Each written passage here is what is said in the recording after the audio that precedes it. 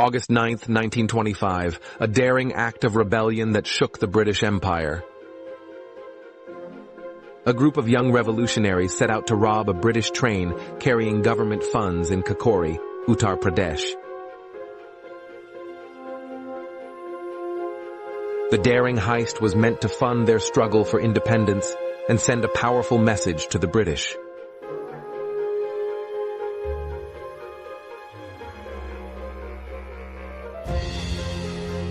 Although many were caught and executed, the Kakori robbery became a symbol of courage and defiance.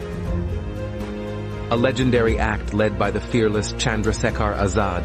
Like and follow for more untold stories of India's freedom struggle.